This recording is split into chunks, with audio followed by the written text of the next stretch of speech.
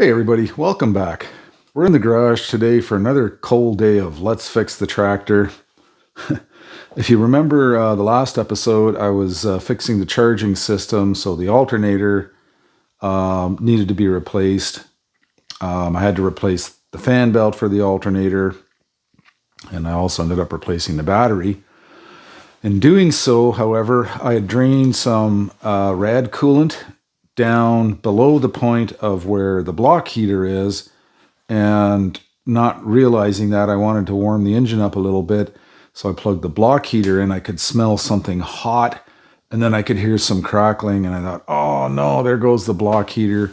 And sure enough, I fried the block heater. So they're fairly easy to test. You can just put your ohm meter terminals on both terminals of the block heater, and you should get continuity with some resistance. If you got absolutely no continuity, you fried the block heater. It's no different than having an electric water heater and turning the power on to the water heater before you fill it up with water. Don't do that because you'll fry those elements as well.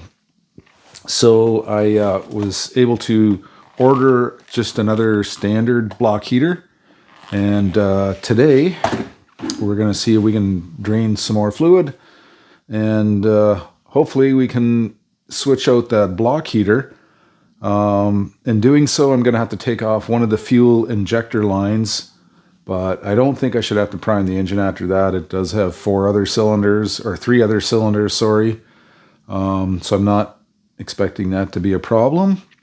And then we'll have to cold start it so that I can fill the rad fluid back up, let it warm up so it starts circulating, and then I'll be comfortable plugging the block heater in once I know it is submersed in coolant. So here we go. Okay, so right down in here, there's a little brass fitting that's tapped into the block, and it's got a little handle on it, and that's for draining the fluid out of the block. Now it is quite a bit lower than the level at where my block heater is, but I think it'll be a fairly easy way to get some of the fluid out of there without me having to disconnect a rad hose. So I don't know what the chance of me being able to turn this are. I did put some WD-40 on it, and I do have a completely non-flexible hose in this cold weather going into a clean bucket. So if I can get it open, I can start draining some of the fluid. I'll maybe just take out like a bucket full or whatever. I can always put it back in later. So let's see if we can crack this guy open. I got a little copper pipe here that I'm just going to use because I already tried with my finger and I can't loosen it. So we'll just give it a little bit of a... Oh, actually, that's not too bad. It did move. Okay, it is moving. Don't see any fluid. Oh, there comes some fluid. Awesome. Okay, here comes the fluid.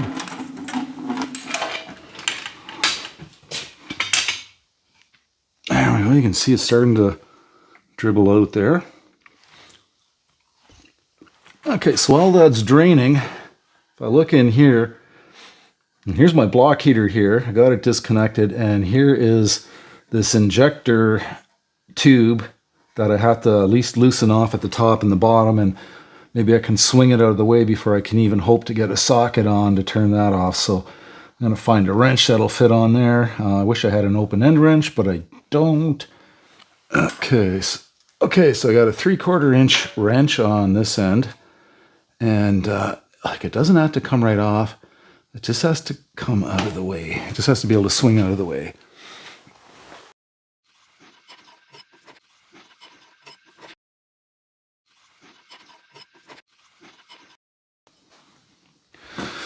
Okay, so I got the top end loose. Now I'm going to try, it's too hard to undo the top end, like I really can't get my fingers in there, and then it's going to be just as hard to get it back on.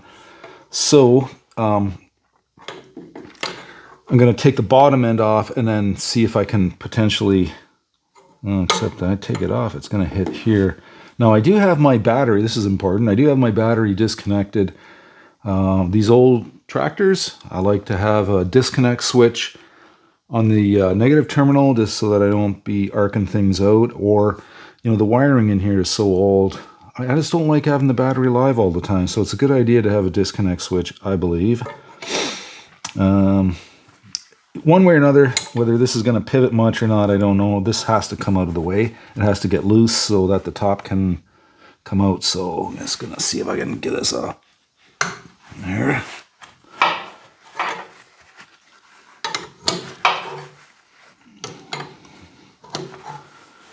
I don't know how much fluid's going to come out of here.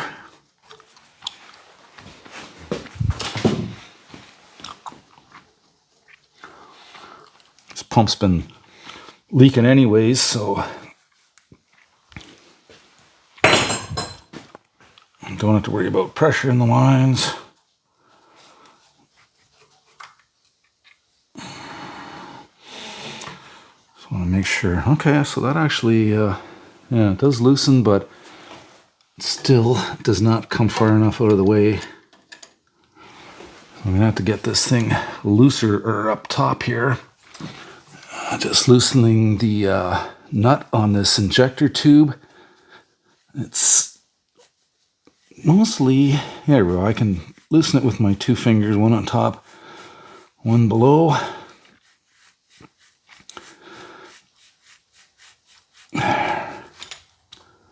Okay, so that whole thing is now loose. And I don't know if I want to take it right out. Probably should so I can clean it off if it does come out. There we go. All right, so we can see my block heater right in through here now. It is 1 1/8", takes 1 1/8" socket, and I can get a socket on there. Only thing is, I only have a 12 point. I don't have a 6 point. I'd rather have a 6 point because I think that thing's brass. But given that it is brass, maybe it's not going to be corroded too bad. And I'm hoping I can put my Johnson bar on here with a pipe and give it a good crack loose, and hopefully it'll come out. So let's see what happens.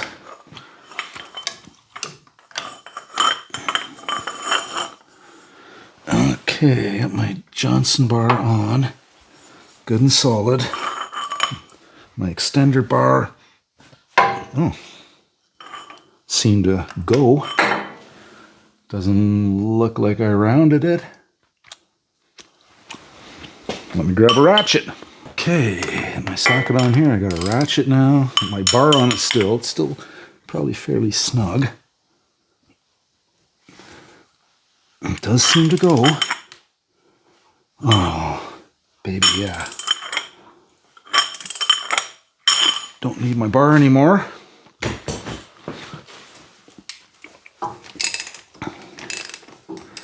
Don't need my ratchet anymore.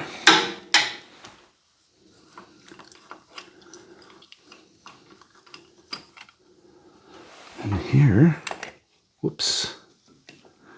Come on out today. Don't fall.